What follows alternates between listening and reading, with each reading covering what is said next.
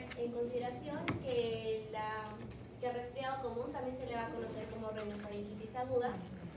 Este es como mencionaba, es el proceso infeccioso más frecuente también en la infancia y se va a caracterizar por presentar el paciente rinorrea, obstrucción nasal, estornudos. Y de forma general vamos a decir que en la etiología va a ser de predominio viral. Entonces, como mencionábamos, podemos decir que la rinofaringitis aguda o el resfriado común va a ser la patología que más va a afectar a la especie humana. Es por ello que decimos que esta es la patología que más afecta a la especie humana, porque todos lo podemos tener. Estamos hablando tanto de los niños, de los adultos, de lactantes. Y con ello también decimos que es el diagnóstico más frecuente de una consulta de pediatría de atención primaria, también en urgencias, domiciliario, hospitalario. Este va a estar presente durante todo el año y con ello vamos a ver una relación que predomina entre los meses más fríos, otoño, invierno, y empieza a bajar en lo que es primavera, ¿no? Con ello vamos a ver que va a presentarse una relación más o menos de 5, también he visto que en la bibliografía varía de 6 a 8 infecciones por año, si es que el niño va a ser menor de 6 años. Y va a tener una incidencia máxima si es menor de 2 años, de infecciones por año, no estamos hablando. Y si es mayor de 6 años, incluyendo adultos, va a bajar esta incidencia, que va a ser de 2 a 4 infecciones por año. Es por ello que decimos que el número anual de resfriados va a disminuir con referente a la edad. En la etiología, este va a ser, como lo hemos definido ya, se va a dar por un gran número de virus. ¿Cuáles van a ser estos? Vamos a tener al rinovirus, al coronavirus, al virus respiratorio sincitial, al adenovirus, al enterovirus, a la influenza, a la parainfluenza, el metaneumovirus y el bocavirus. Dentro de ellos, el que más importante o el que va a ser de mayor incidencia, también podemos decirlo, va a ser el rinovirus. Este va a tener entre un 30 y un 50% y en otras bibliografías hasta un 80% lo considera. Luego le va a seguir el coronavirus y la influenza, y luego ya vamos a tener al virus respiratorio sincitial y la parainfluenza, que tiene un 5% más o menos. Como mencionamos, el más resaltante de aquí va a ser el rinovirus y por ello lo vamos a definir. Este es, como decíamos, en un promedio un 50% de los casos que cuando nosotros vemos un resfriado común estemos hablando de un rinovirus. Va a ser el más frecuente, va a formar parte de la familia de picornavirus viral, tiene más de 100 serotipos y para hablar de los menos incidentes, que decía que era el 5%, estamos hablando del virus respiratorio sincitial y del virus de la parainfluenza, los cuales van a producir, en niños pequeños, producen bronquiolitis y tos laringotraqueal, pero en niños mayores y adolescentes, ahí sí se van a presentar los síntomas clásicos del resfriado común. Eso es algo a tenerlo en cuenta para poder hacer una diferencia. En la fisiopatología, los síntomas, la sintomatología clínica va a depender de la liberación de los mediadores inflamatorios que se van a producir por la acción del virus sobre el epitelio. Es por ello que decimos que la transmisión se produce por el contacto con secreciones nasales y por inhalación de partículas respiratorias que van a estar infectadas. La conjuntiva y la mucosa son las vías de entrada. Y estas células van a ser infectadas y van a conducir a la posterior liberación de las citoquinas o las interleucinas, estamos hablando de la 1, 6 y 8. Y este tiempo va a ser entre las más o menos 48 horas, que es el pico más alto, y esto coincide con la sintomatología del paciente, que es donde se va a ver también ya en ese mismo tiempo la sintomatología. Y ellos, la interleucina, las citoquinas, van a ser las que atraigan las polimorfos nucleares. Los síntomas suelen aparecer 1 o 2 días después, que es lo que justo les comentaba, es donde se da el pico más alto de esas interleucinas, que es a las 48 horas. Después de la inoculación viral, coincidiendo con la afluencia de polimorfos nucleares en la submucosa y el epitelio nasal. La infección por rinovirus va a aumentar la permeabilidad vascular en la submucosa nasal, lo que va a liberar tanto albúmina como cininas, que luego pueden contribuir a otros síntomas del resfriado común, que los vamos a detallar posteriormente. La gravedad de los síntomas también se relacionan con las concentraciones de interleucina 8 en las mucosas. Hablando de los factores de riesgo, vamos a ver aquí la edad, ¿no? Va a ser más frecuente en menores de 5 años, como mencionábamos al principio en la epidemiología, va a haber mayor número de infecciones por año si son menores de 5 o 6 años. Y además menores de 2 años ya van a tener incluso hasta complicaciones. Aquí es importante tener en consideración la alimentación del paciente, porque una mala alimentación va a conducir a un bajo peso del bebé y esto es otro factor de riesgo. Y también con ello la alimentación, la no lactancia materna también es un factor de riesgo. También se ha visto la temperatura, que es un factor de riesgo, porque los cambios bruscos de este pueden conducir a ser un factor de riesgo para contraer rinovirus, ¿no? Estamos hablando también acá de las estaciones que hemos mencionado en la parte de epidemiología, otoño, invierno. Esos cambios bruscos en el paciente va a ser un factor de riesgo para que pueda contraer rinovirus. El tabaquismo pasivo, aquí también podemos agregar las vacunas, la falta de vacunas en el paciente puede conducir a ser un factor de riesgo para que pueda contraer esta patología. La asistencia a lugares de concentración, donde van a haber varios niños, varias personas, por ejemplo guarderías, mercados, cines, contacto con personas enfermas, justamente eso se van a relacionar, porque si estamos en un ambiente donde hay más personas y una ya tiene contraída la enfermedad, va a ser fácil que la adquiera. Y el hacinamiento y la deficiente ventilación de la vivienda.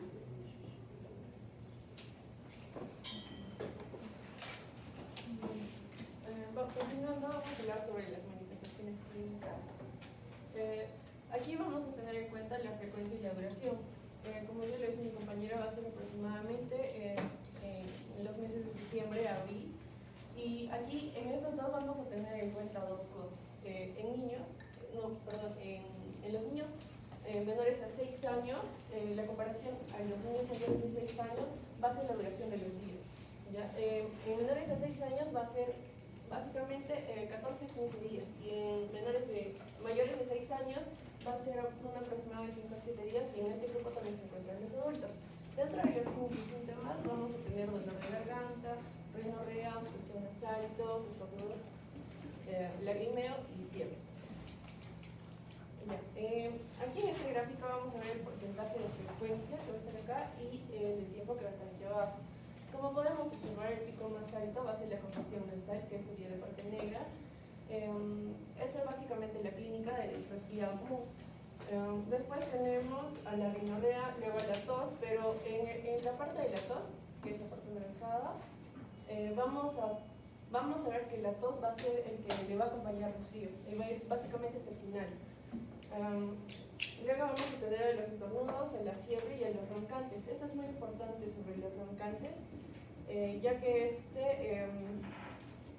va a acompañar sobre todo a los lactantes, y se puede confundir con una bronquiolitis, pero no lo es, solo va a acompañar, porque sabemos que en un neonato básicamente lo que se le va a inflamar es la parte aérea superior, pero también puede tocar la parte de los pulmones, ¿no? Y se puede escuchar los ronquidos.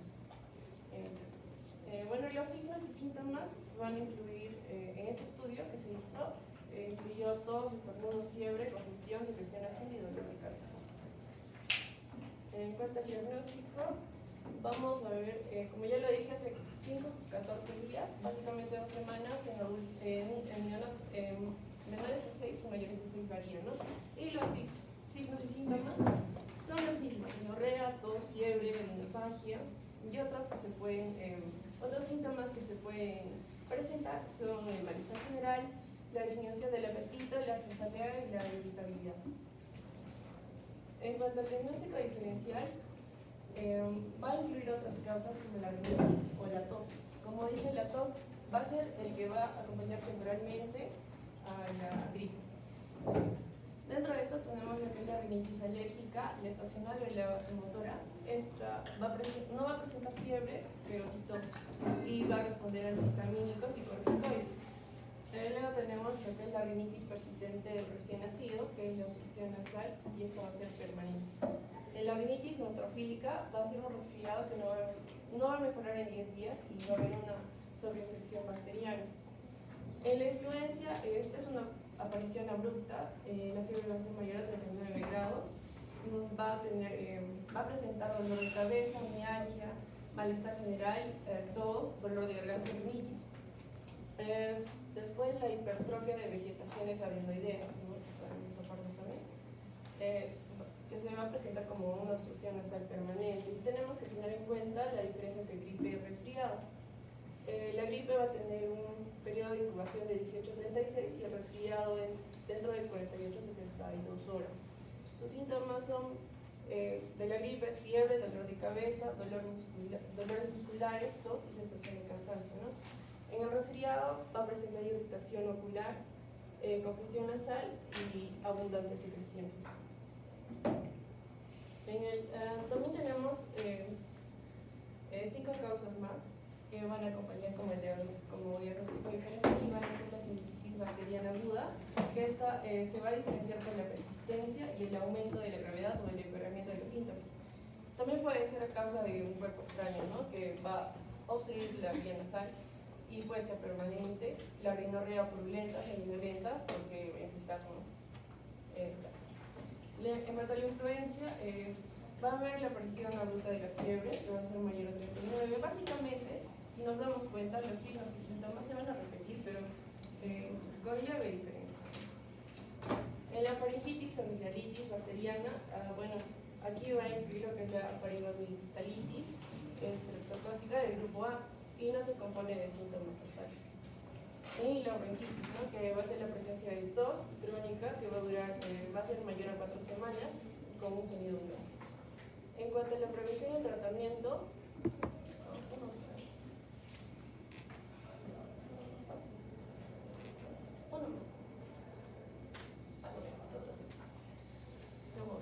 y en cuanto a medidas generales y prevención, básicamente lo que tenemos que hacer es hidratar al bebé. Debemos de darle bastante líquido tibio, debemos de elevarle la cabecera de la cama para que pueda respirar, aspirar la secreción nasal, porque puede ahogar. El reposo va a depender del estado del paciente, puede estar letárgico, cansado, puede tener dolor muscular, ¿no? El aire debe estar humidificado, se le puede hacer gargarismos con solución salina, también irrigaciones salinas nasales. El lavado de manos es muy importante. Debemos evitar el contacto con enfermos porque se puede complicar, y debemos informar los signos de alarma y ayudar en la prevención, ¿no? Y debemos ver los medicamentos de venta libre, porque los antihistamínicos se puede dar, es que es un resfriado común, por ende se le puede dar y no. Lo más factible es una darle paracetamol. Ya. En cuanto al tratamiento, como dije, básicamente le debemos de dar por el malestar de la fiebre, paracetamol. Los antihistamínicos se le puede dar sí y no ya. Si hay mucha secreción, sí, si no, no.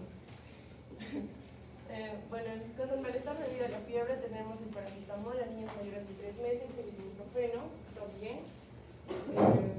Para niños mayores de 6 meses, antipiréticos y analgésicos. En cuanto a los síntomas nasales, menores a 6 años se les hace la succión, aerosoles o irrigación nasal. De 6 a 12 años, succión, aerosoles, irrigación nasal. También se le puede dar el hipatropio al 0.6%, ¿no? Pero, mayor o menor de 12 años se le puede dar los congestionantes de venta libre o aerosoles nasales y hipatropio también. En cuanto a las anomalías del oído medio, no se sugieren descongestionantes y combinaciones de antihistamínicos. Si hay síntomas persistentes, se le puede dar, en cuanto a la tos, se puede considerar diagnósticos distintos del resfriado, común en niños que tienen secreción nasal más grave, prolongada, y debemos de incluir lo que es un cuerpo extraño, rinitis alérgica o no alérgica, que puede estar inducida por medicamentos, la sinusitis bacteriana. Dentro de eso también está el asma, que es una complicación que más adelante les voy a explicar, la tosferina y la neumonía. En cuanto a las complicaciones, tenemos 3 básicamente, que es la tisis aguda. Esta va a ser la más frecuente. Esto va a ser básicamente porque se va a inflamar la vía superior. Entonces, al inflamar esto, lo que va a hacer es obstruir la trompa de Eustaquio. Y pues no va a poder drenar al oído medio, ¿ya? Lo que también esto va a predisponer en la otitis media aguda, va a aumentar la presión negativa. Y bueno, aquí podemos ver también que por esta producción va a hacer que asciendan los microorganismos y ya pues se inflame más, ¿no? En cuanto a la sinusitis, es básicamente los puntos de drenaje, donde estos se van a inflamar y se van a llenar de líquido, ¿no? Y va a producir dolor. En cuanto a la crisis asmática, bueno, esto es básicamente con pacientes con asma y nada más. No, bueno, eso es todo, doctor.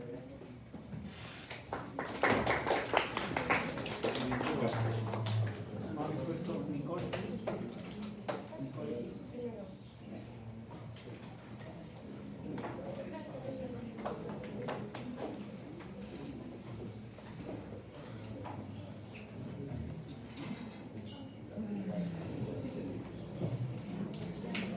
Muy bien. A ver, preguntas, chicos. No hay preguntas.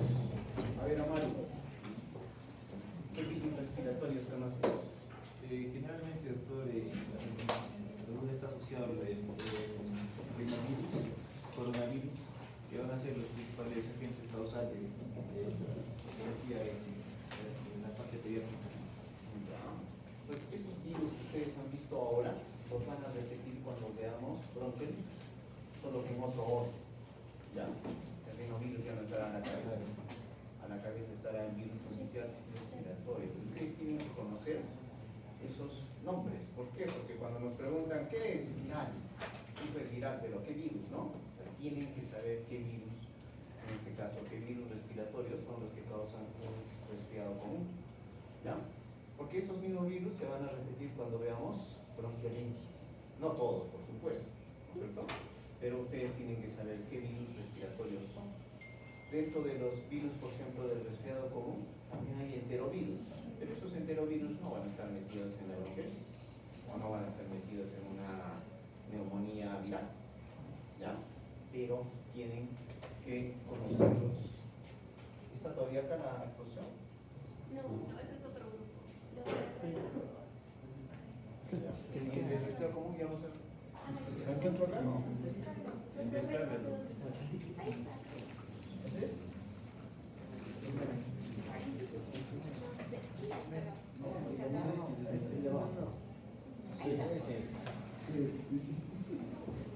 Ya.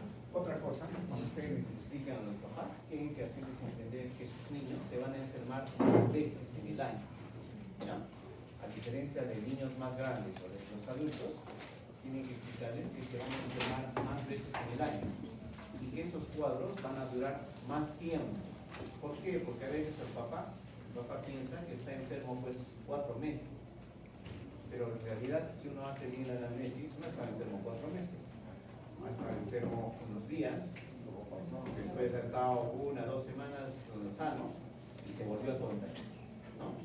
Y además pues el niño va a estar en contacto con otros niños, asiste a una guardería, jardín, o simplemente tiene un hermanito, ¿no es cierto?, mayor, que es el que le trae todo del colegio, ¿no es cierto? Entonces, eso hay que explicarle bien a los padres, ¿no?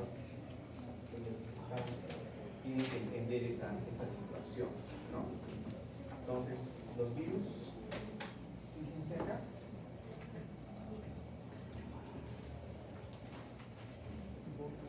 Rinovirus a la cabeza. Si hablamos de resfriado común, rinovirus a la cabeza. El coronavirus, esto es información de antes de la pandemia, pero que ahora es más actual, ¿no es cierto? ¿Por qué? Porque el coronavirus felizmente ya no produce esos cuadros que hemos visto hace unos años y sigue produciendo, incluso el COVID-19 puede producir cuadros de resfriado común, ¿no es cierto? Sin mayor afección de la vía respiratoria baja, solamente afecta la vía respiratoria. Y entre otros virus, estos sí son los respiratorios clásicos, ¿no? Sincitial respiratorio, influenza, parainfluenza, metaneumovirus, adenovirus, ¿ya? Estos enterovirus solamente los vamos a ver acá en respiro, ¿ya? Entonces, pero estos han sido adquiridos no por la mucosa ocular o por la mucosa nasal. Estos han sido adquiridos también por vía oral, ¿ya? Por eso se llaman enterovirus. Y ahí tenemos al virus ECO, al virus Coxsackie, ¿ya? Que el Coxsackie lo que más va a producir son herpangina. Ustedes van a ver en muchas ocasiones niños que tienen unas lesiones erosivas o unas heridas en la orofaringe. Esas son la hepargina producida por Coxsackie. Coxsackie, además de producir lesiones en mucosa oral, también puede producir lesiones en las palmas y plantas. ¿Eso cómo se llama?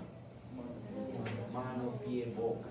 Que van a escuchar todos los años cuando comienza, ahora están empezando las clases, ¿cierto? Ya para el siguiente mes o de repente en el transcurso del año escolar va a haber pues brotes de mano, pie, boca.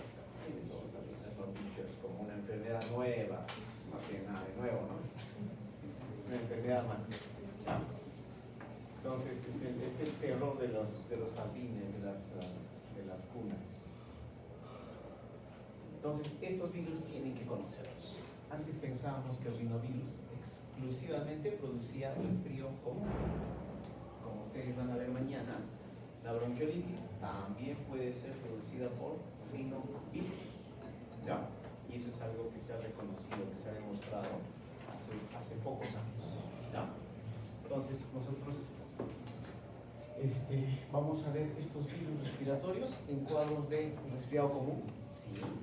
Vamos a ver en laringotraqueitis también, neumonía, por supuesto, exacerbación de crisis asmáticas, ¿no es cierto? Exacerbaciones asmáticas o crisis asmáticas. El rinovirus es uno de los principales agentes, ¿no es cierto?, que van a exacerbar, que van a hacer que se presente una crisis asmática. ¿No? Entonces ustedes tienen un niño que es asmático, pesca el rinovirus, comienza con cuadros respiratorios altos y en unos días ya no tiene de repente esos síntomas, pero comienza a roncar, a silbar, a tener dificultad respiratoria, necesidad de oxígeno. Entonces, ¿y quién ha sido el que ha gatillado todo eso? Un rinovirus. ¿Ya? Entonces, ojo con esta lista de virus, solo que lo vamos a quitar acá al enterovirus. ¿Ya? Al enterovirus de esa lista lo quitamos.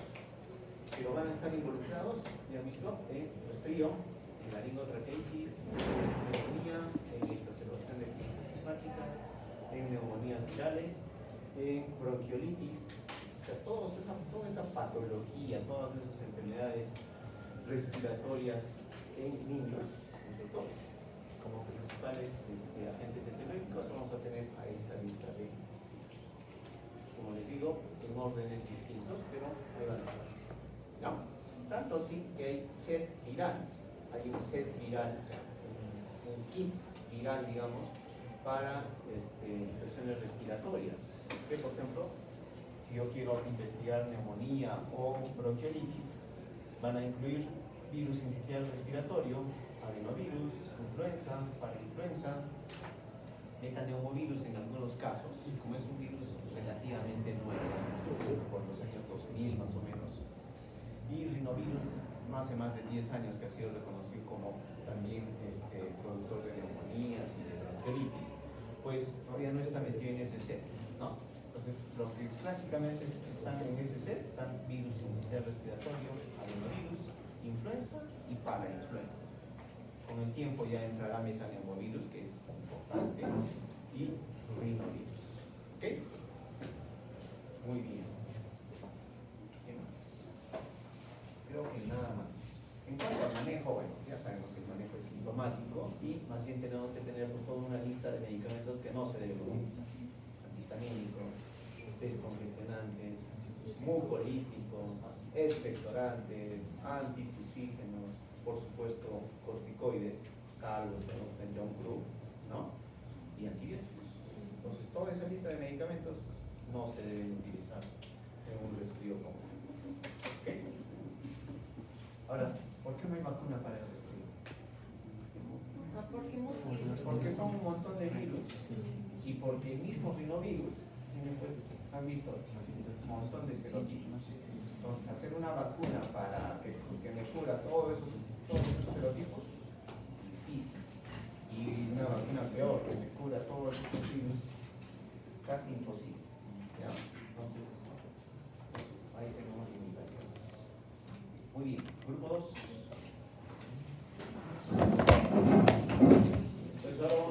de sinusitis aguda, que es una de las complicaciones de los resfriados comunes.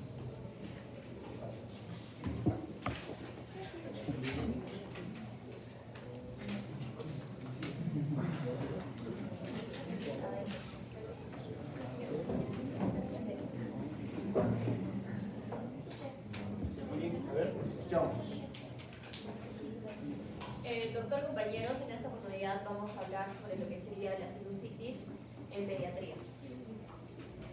La definición es que va a ser la inflamación de uno o ambos senos. Este se va a dar más frecuente en niños y adolescentes y para tener una orientación sobre el desarrollo de los senos, tanto el seno etmoidal como el seno maxilar van a estar presentes al momento del nacimiento. Sin embargo, el único neumatizado va a ser el primero, que es el etmoidal. En la parte de lo que sería el seno esfenoidal, este va a aparecer, ya va a existir a los 5 años. En el caso del seno frontal, pues este se va a desarrollar entre los 7 y 8 años y va a completar su desarrollo en la adolescencia. Todos estos van a drenar, como ya sabemos, en el complejo osteomatal en el meato medio. Ahora, los tipos. De acuerdo al tiempo, la sinusitis vamos a clasificarla en aguda, subaguda, crónica y recurrente.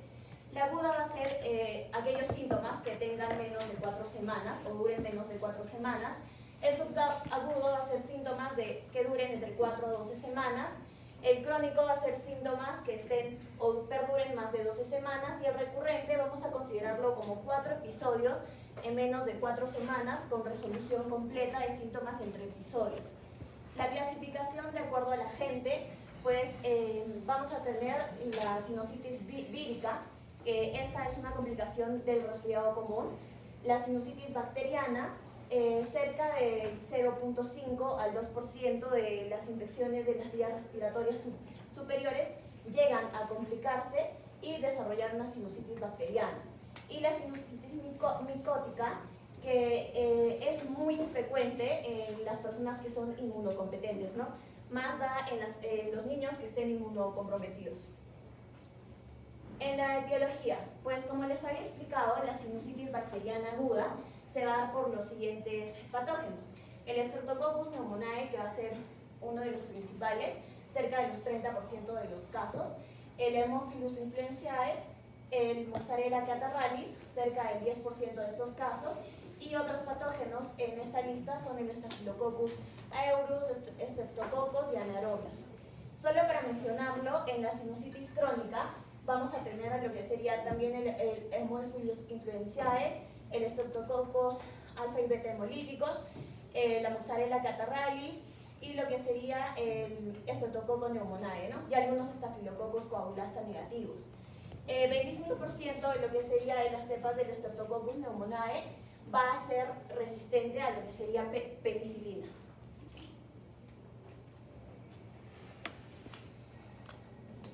Ahora, la epidemiología. En el caso del agudo, pues este se va a dar a cualquier edad. Aquí lo he colocado tanto agudo y crónico para que vean las diferencias. En el agudo, este se va a dar a cualquier edad y nuestro paciente pediátrico va a tener algunos trastornos predisponentes, como por ejemplo, que este haya tenido infecciones víricas de las vías aéreas superiores y que venga de un antecedente de asistir a guarderías o escolares, que es donde más contraen lo que sería el resfriado común. Que tenga una rinitis alérgica, alergia al polen, al polvo y que esté con bastante mucosa, ¿no? Y lo que sería exposición al humo de tabaco constante. En la crónica, pues este incluye patologías mucho más complejas, que son como las inmunodeficiencias, fibrosis quística, disfunción ciliar, porque tienen una patología de fondo, ¿no? Y como las otras que estoy mencionando.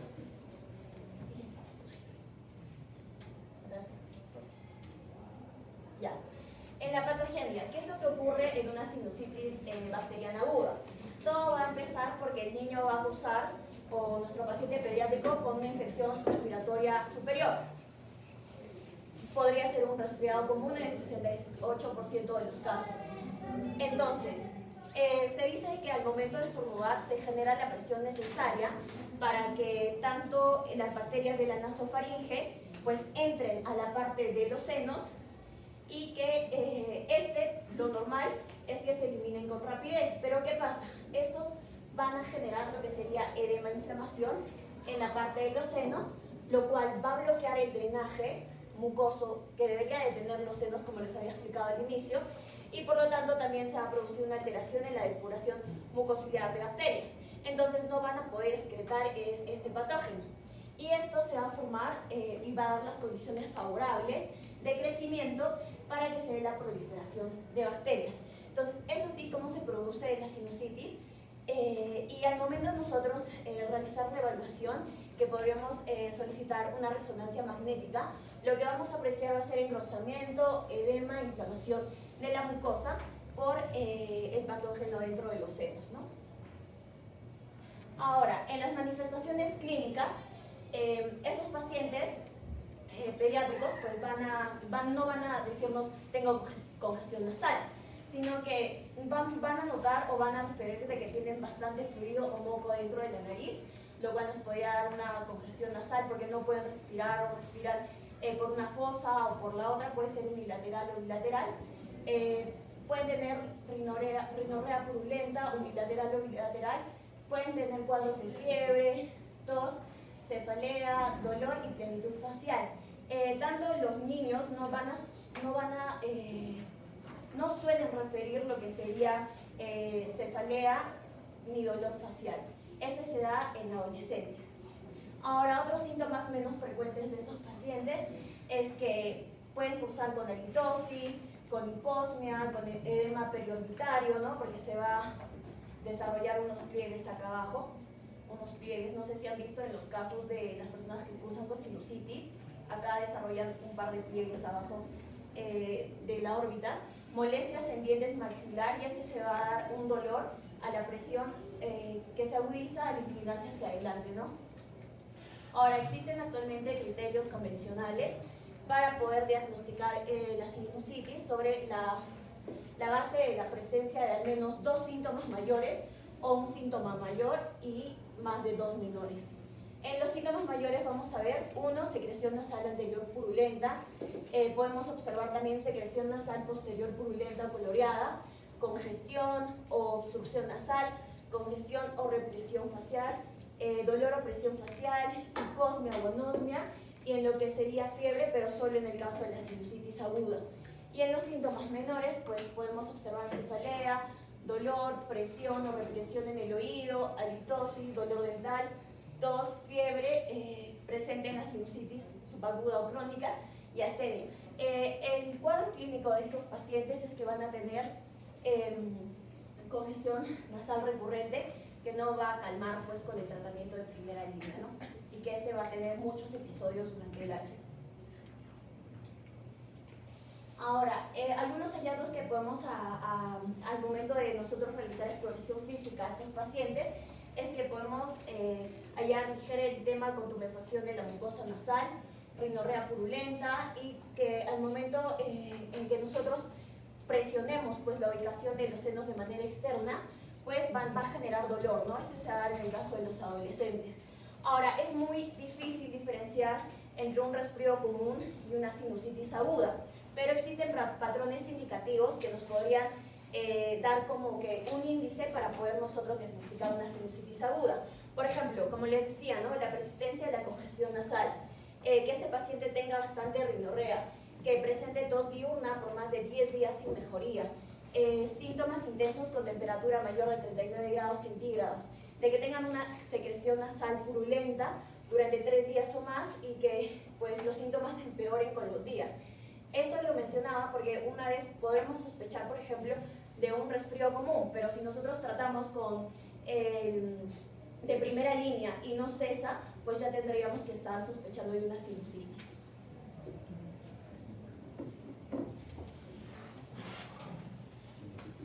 Bueno, ahora hablando del diagnóstico de la sinusitis, lo he dividido en puntos, ¿no? Donde tenemos que enfocarnos más sobre el diagnóstico. Por ejemplo, vamos a tener dificultades en lo que va a ser el diagnóstico, cómo identificar la sinusitis. Vamos a ver que es lo que nos vamos a basar va a ser principalmente en lo que es la anamnesis, siendo fundamentalmente lo que es la clínica y, por ejemplo, en sospechas de infección de vías respiratorias superiores persistentes por más de 10 días con tos y con rinorrea sugerente de una sinusitis. También las formas de presentación van a ser distintas, no van a haber formas de presentación iguales, sino cada niño va a ser diferente. Por ejemplo, puede presentarse como un resfriado normal, porque en la primera exposición es aparentemente un resfriado normal, pero también puede tener fiebre alta o una secreción nasal purulenta de 3 a 4 días, ¿no? Que ya esté presente, que tenga una tos diurna, pero que empeore en la noche, también es un indicativo de una sinusitis. Ahora, los métodos diagnósticos que vamos a ver en la sinusitis es el cultivo y el aspirado de los senos paranasales que están comprometidos, que es el gol estándar, más la clínica, que van a ser los que nos van a dar el diagnóstico final. En niños con sinusitis crónica, los síntomas van a durar aproximadamente unos 90 días, ¿no? Y eso nos va a dar también un indicativo de que tienen una sinusitis. Dentro de los hallazgos radiológicos, que van a ser de mucha ayuda, vamos a ver que van a mostrar un opacamiento, ¿no? del seno paranasal, como podemos ver acá. Vamos a ver un nivel hidroaéreo también que podemos ver. Las mucosas van a estar engrosadas y también vamos a ver radiografías específicas, ¿no? Por ejemplo la de Kaplan y la de Watters, que van a mostrarnos cómo van a estar los senos paranasales, ¿no? Acá podemos ver una congestión, un nivel hidroaéreo en el seno paranasal derecho, y acá en la de Kaplan podemos ver una mucosa engrosada, ¿no? Ahora vamos a ver una opacidad difusa en ambos casos de las radiografías, y lo que nos va a dar es un engrosamiento de la mucosa más de 5 milímetros, es un indicativo ya de una sinusitis, ¿no? Ahora también podemos ver recurrir a otros métodos de imagenología, ¿no? Por ejemplo, una recurrencia de episodios de sinusitis nos podría llevar a buscar otro tipo, ¿no? de causas, por ejemplo, especificar el origen, ya sea bacteriano, vírico o algún alérgeno, ¿no? ¿Sí? Ahora, vamos a ver sobre el tratamiento, vamos a ver la resolución espontánea y el tratamiento antibiótico. La mayoría de las sinusitis se van a tener una resolución espontánea, ¿no? En el 60%, pero a los 10 días, de 7 a 10 días, pero en el resto va a necesitar un tratamiento antibiótico, ¿no? Que va a acelerar la recuperación en un 80%. Ahora, no está claro si el tratamiento antimicrobiano va a ser útil en la sinusitis, porque hay estudios que no lo dan, ¿no? como prioridad. Ahora, podemos ver que también en la sinusitis maxilar puede autolimitarse sin antibióticos, que son las que está tratando. En la elección del antibiótico inicial vamos a ver que debemos de escoger el de espectro más estrecho, el que no tenga amplio espectro, si no estaríamos abarcando un antibiótico para muchos antígenos, pero podría ser un estreptococco. Entonces, tampoco se va a recomendar antihistamínicos, ya que pueden dificultar el drenaje de secreciones. ¿Esto por qué? Porque al tener una sinusitis nosotros tenemos que botar todo eso, y al dar antihistamínicos lo que hace es secarlo y seguir produciendo una sinusitis, ¿no? No podemos botar el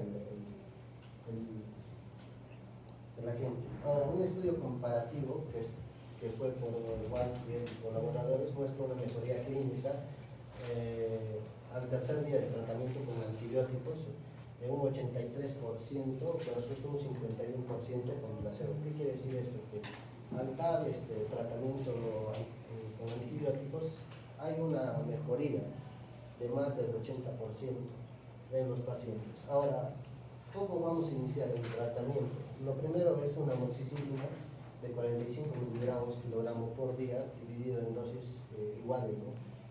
Ya sea cada 8 cada 12. Para sinusitis aguda bacteriana no complicada. Ahora, también tratamientos alternativos para pacientes alérgicos a las que son las penicilinas. Por ejemplo, una citromicina, una claritromicina, una cefuroxima o hasta una cefixima, ¿no? Dependiendo de cómo está el virus. Ahora, en niños mayores, el levofloxacino es como una alternativa a lo que vendría a ser la amoxicilina. Y acá no se va a recomendar acitromicina ni metropin por levofloxacino, debido a la resistencia que están creando ya las bacterias frente a estos fármacos.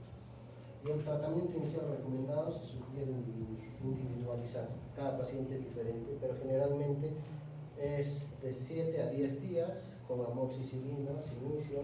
Si no funciona bien, se le añade amoxicilina con clavulánico, pero el ácido clavulánico con la menos dosis. ¿Sí? Acá tenemos la tabla, ¿no?, de todos los fármacos con los que tenemos que iniciar el tratamiento, si se puede decir así. Un tratamiento empírico inicial es la amoxicilina, pero acá le aumentan el clavulánico, ¿no? Lo ideal primero sería solo amoxicilina y ver cómo mejora, ¿no? Es 45 miligramos por kilo por día cada dosis, ¿no? Y después si no responde con eso o si ve que no funciona, añadir, ¿no?, el clavulánico, o en mayores de 6 años, como había dicho, levofloxacino, que también funciona muy bien, o si son alérgicos a las penicilinas, podríamos dar ceftriaxona, toda la clindamicina, que es la clindamicina. Vamos a ver que se va a encontrar resistencia, por ejemplo, en lo que vendría a ser los estreptococos pneumoniae. Entonces la clindamicina es la que ya no se está usando con mucho recurrencia, siempre. Y ahora el flujograma del manejo podemos ver, ya para concluir, hacer un resumen de todo. Si presentamos un niño con síntomas persistentes y sin mejoría más de 10 días, o que sea intenso de 3 a 4 días, o que esté empeorando, o que sea más fuerte la enfermedad de 3 a 4 días, tenemos que ver si tiene riesgos de resistencia, ¿no? Por ejemplo, la edad, si es menor a 2 años o mayor a 65 atrás. Ahora, los antibióticos, en el mes previo, ¿qué antibióticos se les ha dado? Para ver en qué espectro estamos. Si se ha tenido ingresos hospitalarios en los 5 días anteriores, para ver si tiene una infección intrahospitalaria. Si tiene comorbilidades o si tiene inmunodepresión. Si de todo esto es un no, vamos a iniciar un tratamiento antimicrobiano de primera línea con amoxicilina, que es de opción. Si vamos a ver la mejoría después de 3 a 5 días, completar, ¿no?, lo que es el tratamiento, que es de 7 a 10 días. Y ahí se acabaría con el paciente. Pero si el paciente no mejora después de los 3 a 5 días, ampliar la cobertura con ya a una clase diferente. Acá podríamos ampliar con un ácido clavulánico o mejorar, ¿no?, con otro tipo de fármaco. Y vemos si empeora o mejora, ¿no? Si después de eso no mejora, podemos derivar a un especialista, ¿no?, para ver una tomografía, una resonancia, para ver qué está pasando con este paciente, qué otra comorbilidad o qué otra patología está, y hacer un cultivo, ¿no?, para tener un antibiograma y ver qué antibiótico podemos dar. Ahora, si en el tratamiento sintomático de segunda línea ya vamos viendo una mejoría después de 3 a 5 días, tenemos que completar sí o sí los 10 días que es de reglamento para la sinusitis, y ahí acabaría lo que sería con el paciente. Y eso sería todo.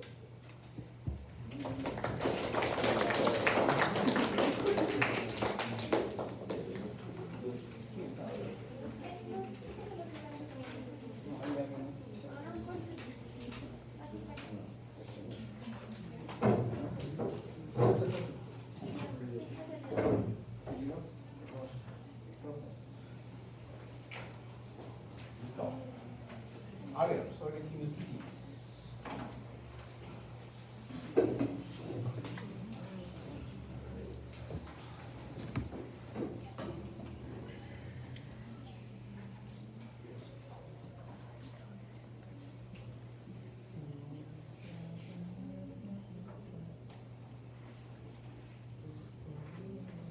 Bueno, un poquito sobre estos tiempos, ¿no es cierto? ¿Cuándo es agudo? ¿Cuándo es subagudo? ¿Cuándo es crónico? ¿Y cuándo es recurrente? Agudo, ¿no es cierto?, es aquel que va a durar más de 10 días y menos de 30. ¿Ya? Préstame tu... ¿no? Acá está en semanas. Se va a parecer a lo que vamos a hacer, pero vamos a hacerlo un poquito más preciso. ¿Ya?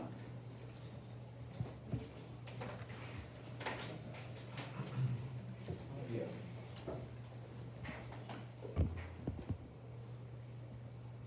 Entonces tenemos agudo, subagudo, crónica y recurrente. ¿Sí? Entonces, a ver, ¿cuándo vamos a decir que es agudo?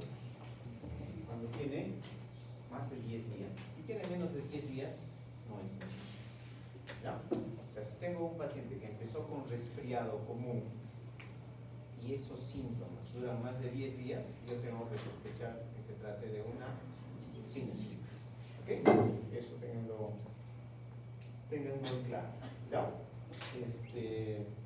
Pero para que sea agudo, ese cuadro debe resolverse antes de los 30 días, o como máximo a los 30 días. ¿Ok? ¿Ya? Entonces, eso hasta los 30 días. A ver. Entonces, el agudo va a ser de 10 días a 30 días. El subagudo va a ser más de 30, ¿sí?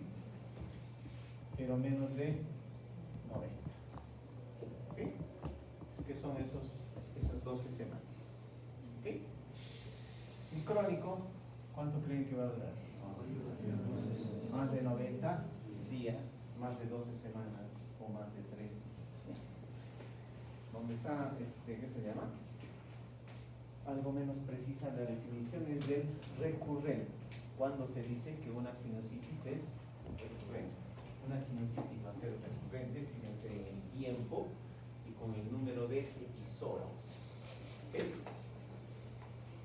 A ver, dice al menos 3 episodios, ¿ya? De menos de 30 días, o sea, agudos, por eso se le dice recurrente. Son episodios agudos, pero que se repiten en el tiempo. ¿Ya?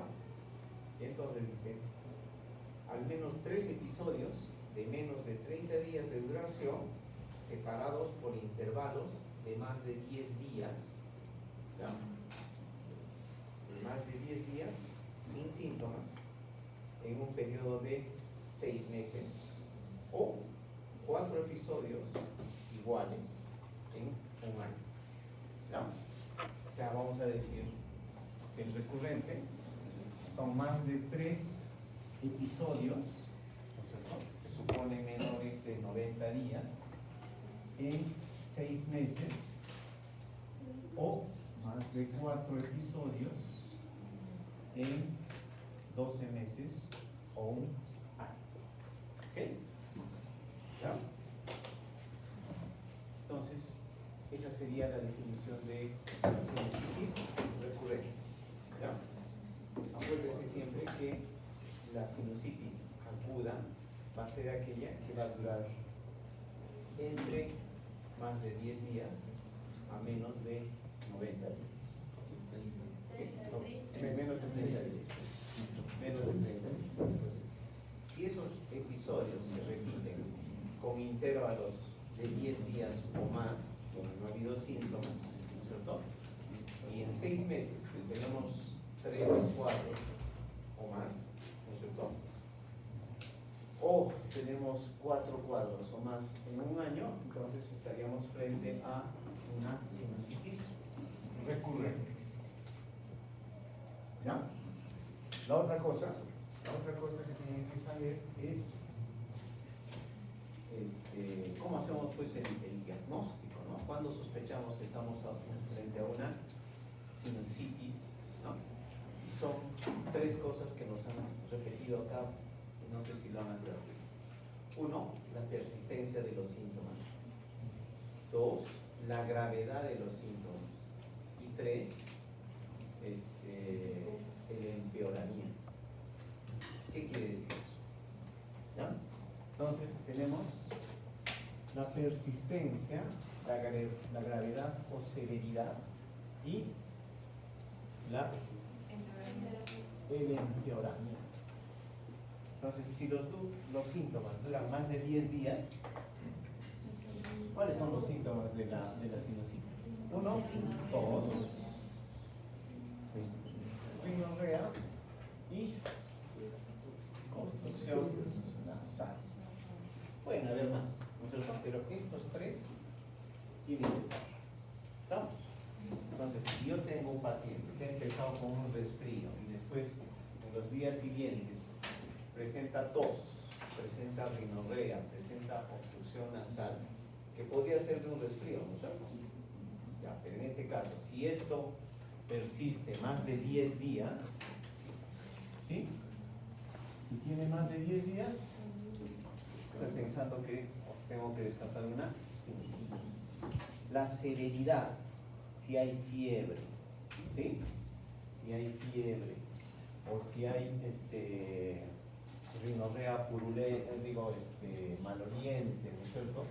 Por más de 3 días, o fiebre mayor a 39 grados, entonces yo pienso en sinusitis. O empeoramiento. ¿Qué cosa es empeoramiento? Tengo un paciente que hace un cuadro de rinofaringitis, de resfrío común, se está recuperando, ya comienzan a desaparecer los síntomas y de pronto comienza a ser fiebre, ¿no es cierto? O reaparecen los síntomas, entonces yo tengo que pensar en una sinusitis. Entonces, puede ser con esto, o puede ser con esto. Yo de esa forma voy a sospechar, voy a pensar que esto es frente a una sinusitis bacteriana, ¿okay? O una sinusitis aguda. ¿Okay? Entonces, persistencia, severidad o gravedad y empeoramiento. Esos tres criterios, ¿no? Hay que tenerlos para cuando hablamos de sinusitis. Lo otro, tienen que hablar con propiedad. Cuando estaban exponiendo el primer grupo, decían influencia. No es influencia, es influencia. ¿Sí? ¿Ya? Y hay una bacteria que se llama Haemophilus influenza, no es Haemophilus influenza. ¿Ya? No se dejen influenciar. ¿Okay? Vamos. Después, en un momento nos estaba hablando sobre edema periorbitario cuando hablábamos de sinusitis. No hay que confundir con el signo de Denny-Morgan. ¿Ya? El signo de Denny-Morgan son esos pliegues, ¿no es cierto?, en los párpados inferiores, ¿no? Como un doble pliegue, algo más oscuro, como si se hubiese maquillado, ¿no es cierto? ¿Ves a un niño? Pareciera maquillado, no está maquillado, es un signo de Denny-Morgan. ¿Qué significa eso? Simplemente, clínicamente, ¿no es cierto?, nos habla de un mayor chance de riesgo de atopía. ¿Ok? Entonces, cuando se les refería acá a edema periorbitario, ¿no es cierto?, a edema periorbitario, se refería a que algunos pacientes con sinusitis pueden hacer, pues, celulitis periorbitaria. También pueden hacer celulitis orbitaria, ¿sí? Pero algunos, con mayor frecuencia, pueden hacer celulitis periorbitaria. Entonces viene, pues, con sus ojos así, con los párpados hinchados, eritematosos, brillantes, ¿no es cierto? Y es una complicación, ya en este caso, si la sinusitis era complicación de una rinofaringitis, en este caso la sinusitis periorbitaria puede ser complicación de una sinusitis. ¿Okay? Entonces, ese edema periorbitario se refería a eso, que puede haber celulitis periorbitaria, puede ser un síntoma de sinusitis. Entonces, cuando vemos un niño con celulitis periorbitaria, viene acá con los ojos, con un ojito hinchado, un cierto eritematoso, brillante, caliente, ¿no? Una de las cosas que tenemos que descartar es sinusitis. Puede ser la causa de. ¿Okay? Entonces, ahora, dentro de los agentes de la sinusitis, vamos a tener a Streptococcus pneumoniae, tenemos a Haemophilus influenza, a moraxela, no es mozzarella. Ojo, ¿ah? ¿Ya? No es mozzarella ni mozzarella. ¿Ya? Entonces van a tener ustedes a Streptococcus pneumoniae, ¿sí? ¿Sí? Streptococcus pneumoniae o neumococo, y vamos a tener al Haemophilus influenza. No le vamos a poner más nada, pero ustedes van a ver en la cartilla de vacunación, ¿no es cierto? Hay una vacuna que se llama, le decimos así, Achille, que no tiene nada que ver con este otro Achille. ¿Ok? Este es Haemophilus influenza tipo B. ¿Ya? Haemophilus influenza es un gran negativo que puede producir, pues, o que producía un montón de cuadros antes, pero desde que apareció la vacuna para Haemophilus influenza de tipo B, ¿okay? Esas infecciones prácticamente han desaparecido. Y entonces ahora ya no tenemos meningitis por Haemophilus influenza, ya no tenemos epiglotitis. ¿Qué dice epiglotitis? Que se afecte la epiglotis acá y un niño que no pueda respirar y termina muriéndose o termina con una traqueotomía. ¿Sí? Entonces esos cuadros agresivos, ¿no es cierto? Artritis, osteomielitis, esos cuadros así muy graves, muy invasivos, muy severos, eran producidos por Haemophilus influenza tipo 20. ¿Ya? Entonces, un día vamos a hablar, en el segundo bloque vamos a hablar sobre Haemophilus influenza, sobre neumococo, sobre meningococo, pero como un adelanto. Entonces, como ha desaparecido Haemophilus influenza tipo B, han quedado los no tipificables. ¿Cuáles son esos no tipificables? Ahora le decimos así: Haemophilus influenza no tipificable. Así lo hemos puesto. ¿Okay? Entonces nos hemos quedado con esos Haemophilus influenza no tipificables, que para suerte producen pues cuadros menos graves: otitis, sinusitis, neumonía, una que otra vez una meningitis, una cosa así, pero van a producir cuadros mucho más leves de lo que producía Haemophilus influenza tipo B. ¿Okay? Entonces vamos a tener a Streptococcus pneumoniae, Haemophilus influenza, así es, ¿no? Ya, moraxela cachorralis. ¿Okay? Entonces, esos gérmenes que ustedes están viendo ahí se van a repetir mañana cuando escuchen la charla sobre otitis media aguda. Y cuando lean la fisiopatología de la sinusitis, se va a parecer mucho a la fisiopatología de la otitis media aguda. Uno dice, pero el oído y los senos paranasales son parte finalmente de la vía aérea superior, ¿ya? Y por proximidad, como están cerca a la nasofaringe, estos gérmenes viven, colonizan, ¿ya?, la nasofaringe, y entonces de ahí se disparan a otros lugares: al oído, senos paranasales, a pulmones, por vía hematógena, o por continuidad pueden llegar al cerebro, ¿no? Por vía hematógena pueden llegar a articulaciones, a huesos, o simplemente producir una sepsis. ¿Ya? Entonces, esos gérmenes tienen la propiedad, en especial los dos primeros, de colonizar la nasofaringe. Entonces puede haber adultos, pueden haber jóvenes que tienen en la nasofaringe Streptococcus pneumoniae o neumococo, Haemophilus influenza, moraxela, de casi todo. Vamos a agregar a Neisseria meningitis, ¿okay?, o meningococo. Entonces ellos viven en la nasofaringe y de ahí, en el momento X, ¿cierto?, pues pueden colonizar, pueden invadir por contigüidad, por proximidad, ¿no es cierto? Oídos, senos paranasales, por contigüidad también fácilmente pueden llegar a cerebro, ¿no? O a pulmones, o por vía hematógena a otros lugares como articulaciones. ¿Ok? Entonces, en sinusitis vamos a tener básicamente streptococcus Haemophilus influenza y moraxella catarrhalis. ¿Ya? Entonces, el tratamiento que vamos a utilizar tiene que cubrir esos tres. ¿Ya? Ojo, Haemophilus influenza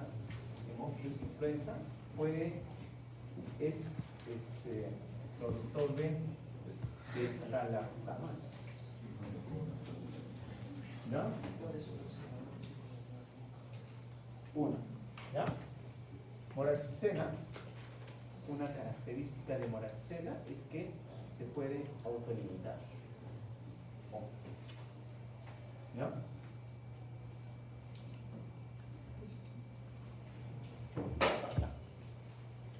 Ahora, como les decía, Haemophilus influenza, el que nos ha quedado, felizmente, Haemophilus influenza no tipificable, no todos van a ser beta-lactamasas o productores de beta-lactamasas, o también pueden autolimitarse igual que moraxella.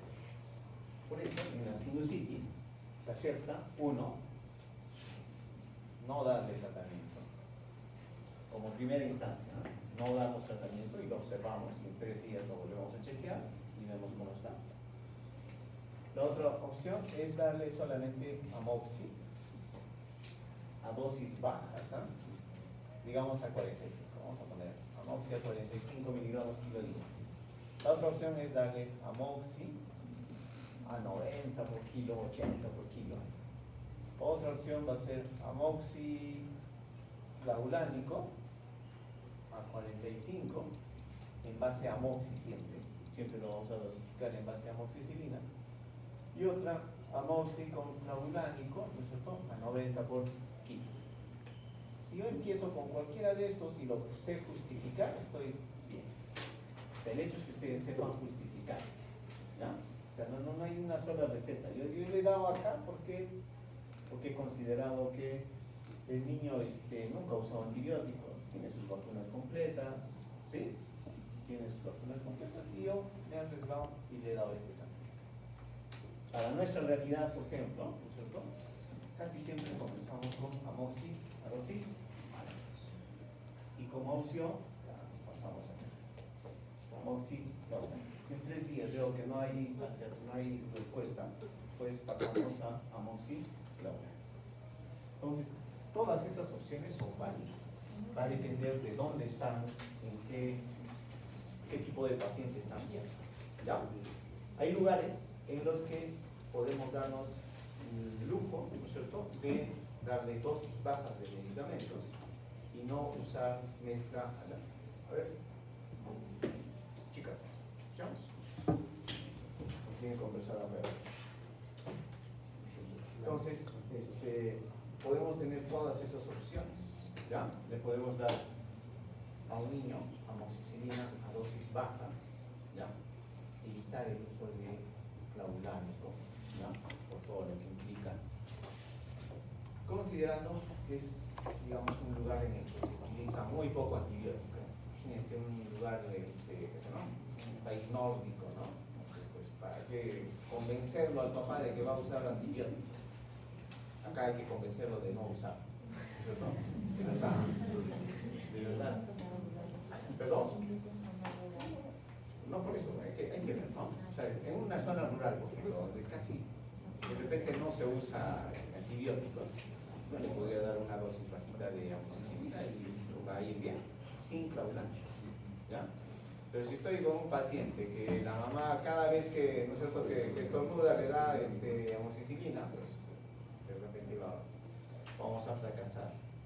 Voy a necesitar de repente una dosis más alta de amoxicilina o de repente una amoxicilina con ácido. ¿Okay? Entonces hay que ver todos todos esos contextos, pero digamos, para nuestra realidad, para la ciudad, por ejemplo, comenzar con amoxicilina dosis de 90 miligramos por kilo, yo creo que sería bien. Si no hay buena respuesta, pasamos a amoxicilina con ácido clorhídrico. ¿Ok? 90. Siempre la dosificación es en base a la amoxicilina. Esa es una alternativa, claro que sí, pero después de los 12 años generalmente, ¿no? Levofloxacina. Sí, es una alternativa. ¿No? ¿Qué más? Creo que nada más. Muy bien. Ahora chicos, del grupo 3, vamos a hablar sobre faringitis.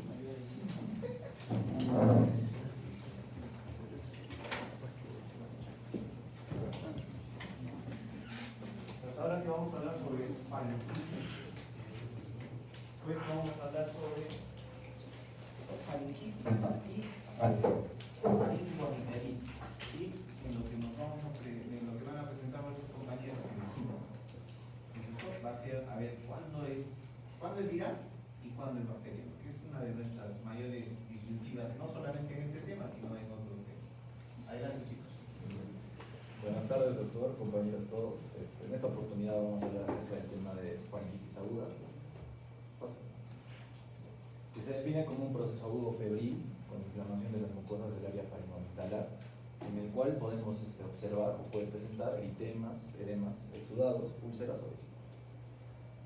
Dentro de la epidemiología se dice que como esta enfermedad tiene dos tipos de etiologías bacterianas y virales, que los niños menores de 3 años son los que presentan mayormente las etiologías virales, y entre los 5 a 15 años van a ser los que van a presentar etiologías bacterianas, ¿no? También como los factores de riesgo, más adelante lo voy a explicar, también depende mucho acerca del ambiente, y digamos es un niño que vive en hacinamiento, o el cual se ha enfermado porque la estacionalidad es de un clima frío, ¿no? Dentro de lo que es la fisiopatología, cualquier inflamación o enfermedad que comprenda lo que son las amígdalas palatinas o cualquier otro tejido linfoide dentro de la boca, se va a conocer como amigdalitis o como faringitis circunscrita. Entonces tenemos que tomar en cuenta que las amígdalas alcanzan su mayor tamaño entre los 6 a 6 años y de los 7 a 8 años van a decrecer. Las amígdalas sirven como una reserva linfocítica. Entonces lo que va a suceder es cuando van a estar expuestas a un agente, va a existir lo que es una activación linfocítica, lo cual va a producir una inflamación y por consecuencia todo el cuadro clínico que más adelante. Dentro de las etiologías, como ya les expliqué, las virales son más comunes en niños menores de 3 años. Tenemos los adenovirus, los virus Epstein-Barr, el coxsackie tipo A, el herpes simple 1 y 2, y entre los 5 y 15 años vamos a tener la bacteriana, cuya etiología más frecuente es el estreptococo etemolítico del grupo A o estreptococo pyogenes. Dentro de lo que son los factores de riesgo, bueno, ya vimos la parte de la edad, la estacionalidad, los meses más fríos es donde más se va a presentar la faringoamigdalitis, y el hacinamiento, ¿no? El contacto con otros niños que también estén contagiados por la faringoamigdalitis. También tenemos el medio ambiente, una transmisión por contacto estrecho a personas que también tienen la enfermedad, porque es una enfermedad que afecta tanto a personas de 3 años como hasta los 50 años. Entonces también áreas que estén poco ventiladas van a ser un ambiente que favorezca que se pueda incubar más fácil esta enfermedad, y también los estilos de vida que tienen los mismos pacientes, ¿no? Si es un paciente que sigue lactando, digamos que se podría contagiar, o que no ha recibido una correcta lactancia, también podría ser una consecuencia de la faringoamigdalitis. Dentro de lo que es el cuadro clínico, en la mayoría de casos es difícil diferenciar a simple vista una faringitis vírica de una faringitis bacteriana, pero tenemos ciertos síntomas que nos pueden guiar hacia unos pocos caminos. Dentro de lo que sería una faringitis bacteriana, se dice que comúnmente presentan los pacientes un dolor de garganta de comienzo brusco, con fiebre, malestar general, cefalea, dolor abdominal, náuseas y vómitos. Y dentro de un origen vírico pueden presentar conjuntivitis, rinorrea, afonía, tos o diarrea. Y dentro de unas posibles complicaciones, normalmente la faringitis o la faringoamigdalitis es una enfermedad benigna que se autolimita, porque tenemos dos factores, la misma flora bacteriana que de por sí ya está en la boca y otros agentes que puedan venir de una infección que también esté cursando en el organismo. Es una fiebre que se incuba de 2 a 4 días y que se va a remitir en 3 a 5. El dolor de garganta más o menos de una semana. Persiste un riesgo potencial de que se presenten las complicaciones, en especial las complicaciones supurativas, ¿no?, que se presentan en el 1 a 2% de la faringoamigdalitis, que está ocasionada por el estreptococo betemolítico del grupo A, pudiendo ocasionar así celulitis, abscesos retrofaringios, la otitis media aguda, sinusitis, mastoiditis y la adenitis cervical supurativa.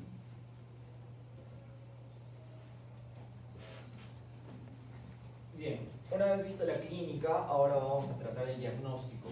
Para eso lo vamos a dividir en dos pilares fundamentales, aunque mayormente en todas las patologías ya vistas es clínica y luego exámenes auxiliares. Acá vamos a variar en la jerarquía, ¿no? Primero, nosotros vemos toda la clínica acá, diferenciada más que todo por 3 clasificaciones muy conocidas, como la de Centor, la MATISAL, la cual se usa en la Asociación Española de Infectología Pediátrica, y la otra es la Fever Pain, ¿no? Todo esto técnicamente está bien, vemos que hay fiebre, ausencia de tos, coriza, estado amigdalar y todo. Sin embargo, tenemos que prestar atención acá. En la parte de la clasificación, el mayor porcentaje que llega es en la parte de Fever Pain y es un 65%. ¿Qué quiere decir esto? Que de 3 niños, 1 al menos va a ser diagnosticado en base a esto positivo, sin embargo no va a tener, o al menos no va a ser una faringoamigdalitis causada por el estreptococo betemolítico, ¿no?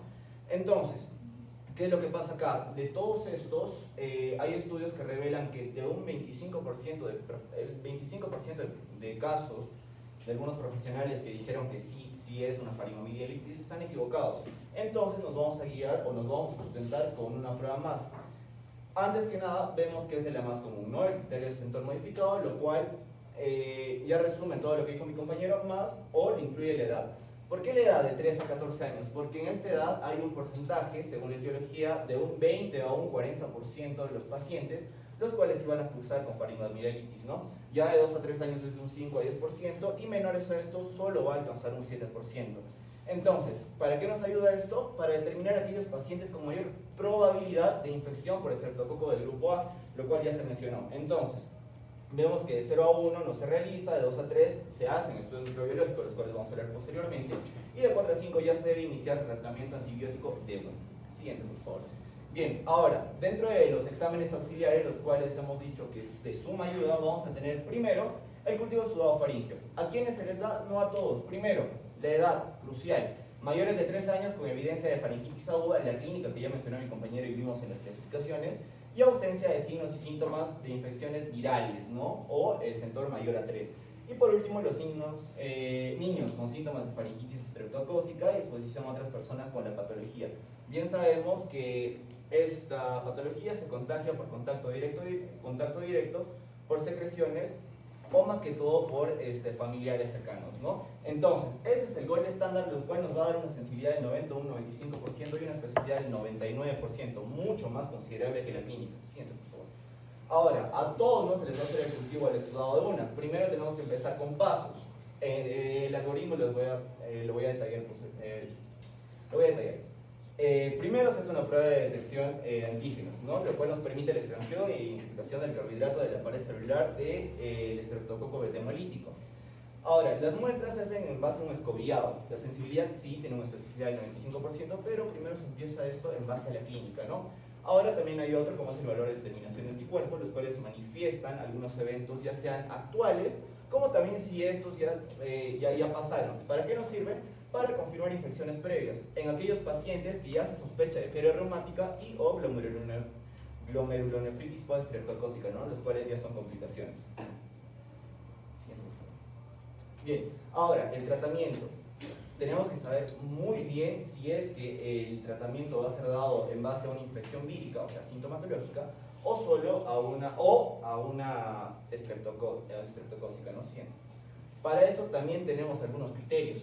Primero, caso confirmado mediante el test de prueba rápida o un cultivo, ¿no? Aparte, necesitamos casos con alta sospecha de origen bacteriano en base a la clasificación de 4 a 5 puntos o mayor en Maquisac, o en caso de un test de reacción rápida negativo, o no hay disponibilidad de prueba o se está haciendo espera de esta, ¿no? Aunque a veces también necesitamos un cuadro o un contexto familiar, entonces para eso necesitamos 5 cosas para el tratamiento. Primero, la anamnesis. Segundo, la clínica. Tercero, si es que las pruebas han salido correctas. Y cuarto, que ya lo vamos a ver posteriormente para la conducta, el peso, ¿no? Entonces, ¿para qué nos ayuda esto? Primero, para la reducción de la duración de los síntomas y aceleración de la tasa de recuperación. Aparte, la reducción del tiempo de contagio. Pacientes que han tenido un tratamiento antibioterápico han visto que ya después de las 24 horas dejan de ser portadores, o al menos evitan el contagio. Y por último, la prevención de las complicaciones supurativas, las cuales ya la mencioné mi compañero. Entonces, ¿cuál es el tratamiento de primera elección? Para empezar, la fenoximetilpenicilina, la cual es una penicilina, y estas son, o bueno, se ha visto que ninguna de las cepas del estreptococo muestra resistencia a esta, ¿no? La fenoximetilpenicilina potásica o benzatínica. Esta de 7 a 10 días. ¿Para qué nos sirve el peso? Justo para esto. Si el punto de corte va a ser 27 kilos, si es menor a 27 kilos va a ser 250 miligramos cada 12 horas.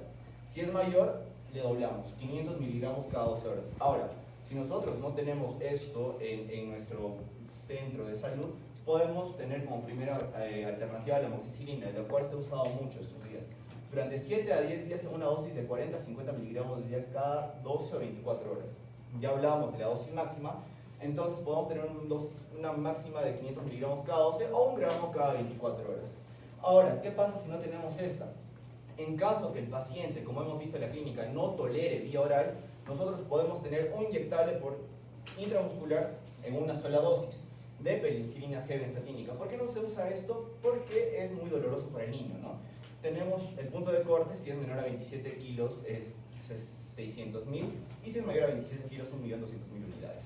Ahora, ¿qué pasa si el paciente en la anamnesis vemos si tiene alergia a penicilina? Ya ahí optamos por un cefadroxilo durante 5 a 10 días, ya sea 30 miligramos por kilo día cada 12 horas y un máximo de 2 gramos en 24 horas. Y por último, si este tiene una reacción inmediata o acelerada, tenemos otras opciones, ¿no? Como es el caso de la josamicina, diacetilmedicamicina, acitromicina o clindamicina. Sí. Ahora, de este algoritmo estaba hablando. ¿Cómo nosotros vamos a actuar si tenemos sospecha? Primero, vemos. Primero la edad, ¿no? Si es 3 años o de 3 a 15 años.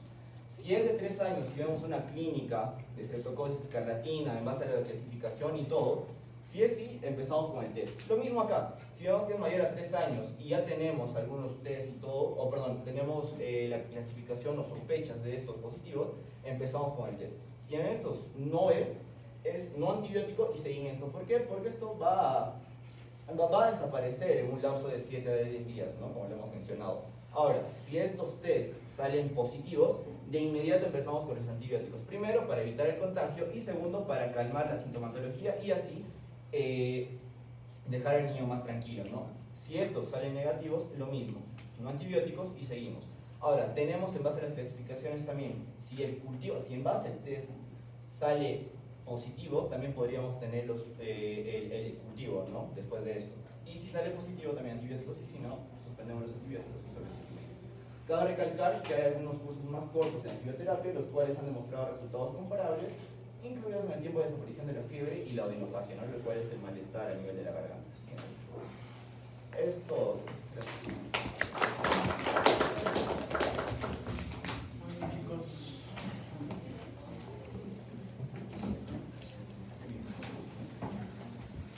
¿Tienes el respuesta?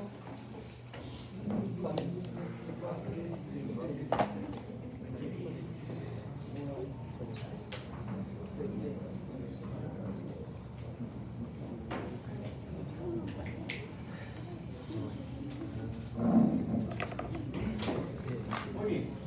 Faringitis probablemente va a ser junto con resfrío común uno de los diagnósticos más comunes cuando ustedes vayan a Vamos a empezar nuestro examen poniendo orofaringe, autocongestiva, autocongestiva. ¿Ok? Entonces, uno de los principales retos frente a una faringitis o una faringomigalitis es saber si es viral o es bacteriana. Los síntomas virales van a, con mayor probabilidad, asegurarnos de que estamos frente a un cuadro viral. Cuando no hay esos síntomas virales, ahí vamos a tener problemas. Entonces, si tenemos un niño que tiene epífora, lagrimeando, estornuda, está con rinorrea, ¿no es cierto? Entonces, vamos a decir con mayor certeza, con mayor probabilidad, de que estamos frente a un cuadro viral. Entonces, cuando no hay esos síntomas, ahí viene el reto, ¿no? O sea, saber si es viral o es bacteria. Entonces, en los lugares donde hay bastantes recursos, lo primero que van a hacer frente a esto es una prueba rápida, ¿no? Un hisopado.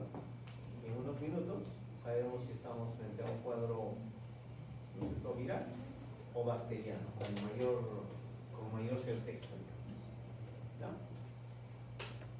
Y si es que nos sale positivo, por ejemplo, si sale positivo ya no hay necesidad de hacer cultivos, ¿no?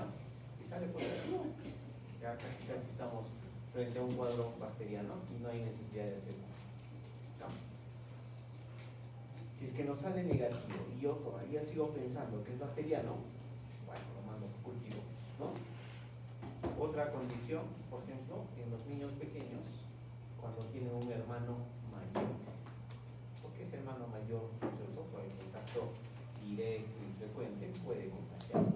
Y también podría, en un niño más pequeño, tener Streptococo beta hemolítico del grupo B, que, ojo, también se llama Streptococo dioides. Acuérdense de ese Streptococo porque va a estar metido en un montón de cosas, ¿ya? En piel, va a estar metido ahí, ¿ya? Cuando ustedes vean glomerulonefritis estreptocócica, va a estar ahí, ¿no? Aunque esos cuadros cada vez los vemos menos. Entonces, clínicamente, si ustedes tienen síntomas virales, ¿no es cierto?, entre comillas, como rinorrea, como epífora, como estornudos, entonces vamos a estar un poquito más seguros de que estamos frente a un cuadro viral, ¿ya? Entonces, clínicamente, si no tenemos pruebas rápidas, bueno, tenemos que utilizar estas escalas y la que más utilizamos es la del centro móvil. Entonces, si tengo un niño que tiene fiebre, no tiene tos, tiene adenopatía dolorosa, tiene exudado, ¿sí?, y tiene más de 3 o 5 años, pues lo más probable es que sea bacteria, ¿no? Ojo, no tiene mucha, ¿qué se llama? Tiene bastante sensibilidad, pero su especificidad no va a ser muy buena, ¿no? Podemos equivocarnos, pero ya tenemos una herramienta más, en este caso clínica, para decir pues si es viral o es bacteria. Entonces, esas faringitis que tosen, lo más probable es que no sea bacteria. Encima no encontramos adenopatía dolorosa, ¿no? Ya pues tenemos menos chance. Y si la edad, ¿no es cierto?, es menor de 3 años, con mayor razón, ¿no? Entonces eso nos ayuda bastante, ¿ok? Entonces nosotros lamentablemente no tenemos pruebas rápidas. Si las tuviésemos, podríamos hacer un diagnóstico un poquito más certero, ¿no? Pues ya han visto que clínicamente podemos equivocarnos, ¿no? Y está dentro de eso, ¿no? Está dentro de lo esperado. En cuanto al tratamiento, lo que se ha visto es que los tratamientos más prolongados pueden no solamente controlar la infección, sino que además pueden, digamos, erradicar el germen y tener menos pacientes que sean portadores, en este caso, del Streptococo beta hemolítico del grupo A. Y el tratamiento, el gol estándar, digamos, el tratamiento es la penicilina o penicilina oral, ¿ok? Que si ustedes lo buscan ahorita en la farmacia no lo van a encontrar, ¿ya? No lo van a encontrar. eso está ahí en los libros, ¿no es cierto? Pero no, pues, no hay. Entonces, lo que sí vamos a encontrar es amoxicilina. Entonces, hoy por hoy, la amoxicilina sigue siendo el tratamiento de primera elección para una faringoamigdalitis estreptocócica, ¿ya? Sigue siendo el tratamiento de primera elección, pero si no lo utilizamos adecuadamente y le damos antibiótico a quien sea, ¿no? Por cualquier motivo, pues nos vamos a quedar sin la amoxicilina. ¿Ya? Esperemos que no sea el caso. Para el caso del estreptococo beta hemolítico del grupo A, no tiene un mecanismo de resistencia descrito, conocido. Es un germen todavía bastante sensible a los antibióticos. ¿Ya? Entonces, debemos seguir utilizando como primera elección amoxicilina. ¿Ya? Y a dosis bajas. ¿Ya? 40, 45, 50 miligramos kilo día. Y lo podemos administrar cada 8 horas o cada 12 horas. ¿Ya? Eso. ¿Qué más? Entonces, para el estreptococo beta hemolítico del grupo A, no vale darle amoxicilina con ácido clavulánico. ¿Ya? O que se va a venir en el examen. ¿Ya? Si ustedes están frente a una amigdalitis, ¿cierto? Ustedes han aplicado estos criterios de Centro y deciden darle antibiótico, pues no vale darle amoxicilina con ácido clavulánico, le van a dar amoxicilina pura. ¿Ya? Y por último, complicaciones por estreptococo beta hemolítico del grupo A, como, a ver chicos, como glomerulonefritis postestreptocócica, fiebre reumática, por suerte ya no las vemos. ¿Ya? Es muy raro. No sé, es un efecto del uso indiscriminado de repente de antibióticos, pero por suerte fiebre reumática, esos niños que iban todos los meses a recibir su penicilina hexatínica, con el dolor que significa eso, pues ya no los vemos.